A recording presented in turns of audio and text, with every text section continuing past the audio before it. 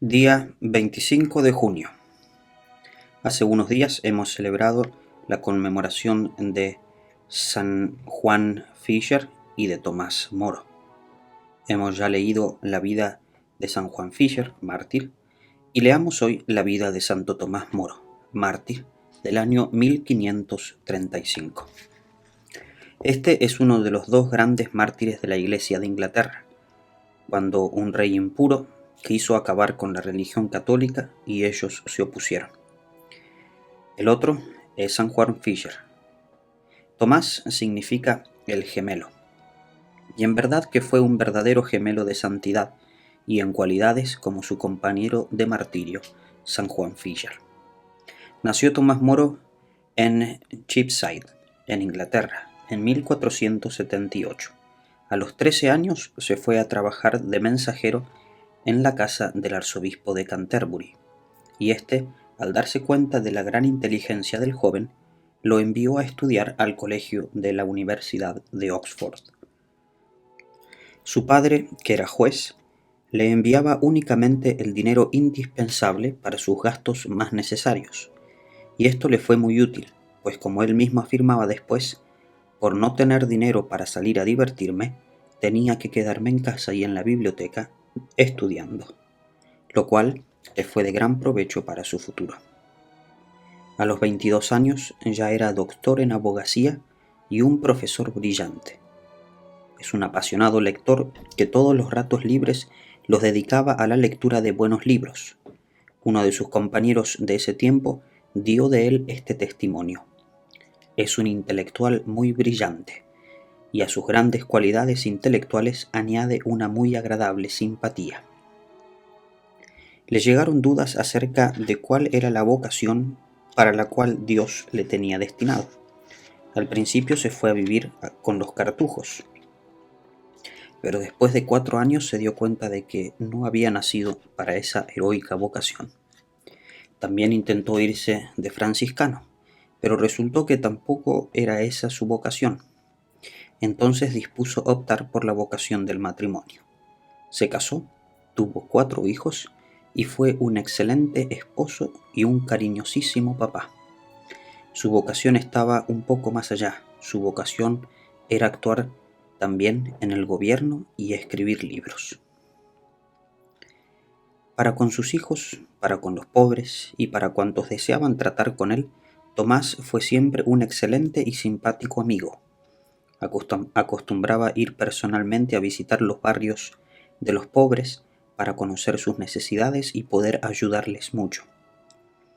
Con frecuencia invitaba a su mesa a gentes muy pobres y casi nunca invitaba a almorzar a los ricos. A su casa llegaban muchas visitas de intelectuales que iban a charlar con él acerca de temas muy importantes para esos momentos y a comentar los últimos libros que se iban publicando. Su esposa se admiraba al verlo siempre de buen humor, pasara lo que pasara. Era difícil encontrar otro de conversación más amena. Tomás Moro escribió bastantes libros, muchos de ellos contra los protestantes, pero el más famoso es el que se llama Utopía. Esta es una palabra que significa lo que no existe. En ese libro, él describe una realidad, una nación, que no existe, pero que debería existir. En su escrito ataca fuertemente las injusticias que cometen los ricos y los altos del gobierno con los pobres y desprotegidos, y va describiendo cómo debería ser una nación ideal.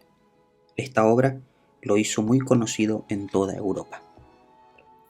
El joven abogado Tomás fue aceptado como profesor de uno de los más prestigiosos colegios de Londres. Luego fue elegido como secretario del alcalde de la capital. En 1529 fue nombrado canciller o ministro de Relaciones Exteriores, pero ese altísimo cargo no cambió en nada su sencillez. Siguió asistiendo a la misa cada día, confesándose con frecuencia y comulgando. Tratable y amable con todos. Alguien llegó a afirmar: parece que lo hubieran elegido canciller solamente para poder favorecer más a los pobres y desamparados.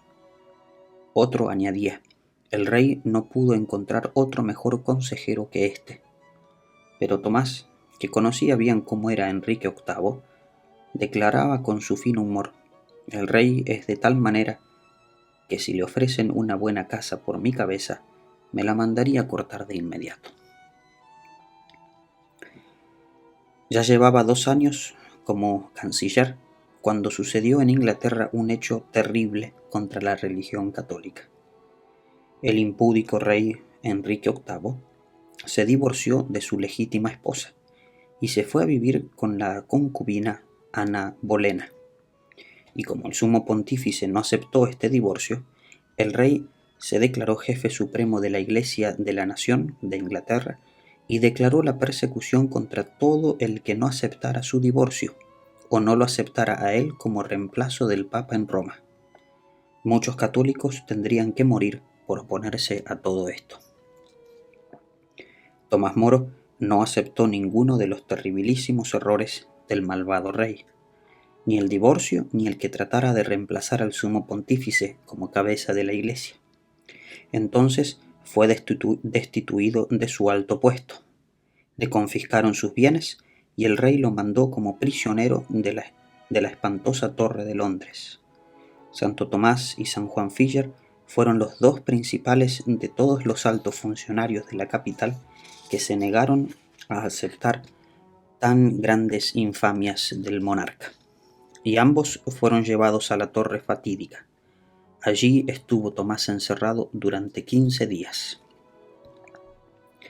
Verdaderamente hermosas son las cartas que desde la cárcel escribió este gran sabio a su hija Margarita, que estaba muy desconsolada por la prisión de su padre. En ellas le dice: con esta cárcel estoy pagando a Dios por los pecados que he cometido en mi vida. Los sufrimientos de esta prisión seguramente me van a disminuir las penas que me esperan en el purgatorio. Recuerda, hija mía, que nada podrá pasar si Dios no permite que me suceda. Y todo lo permite Dios para el bien de los que lo aman. Y lo que el buen Dios permite que nos suceda es lo mejor, aunque no lo entendamos ni nos parezca así.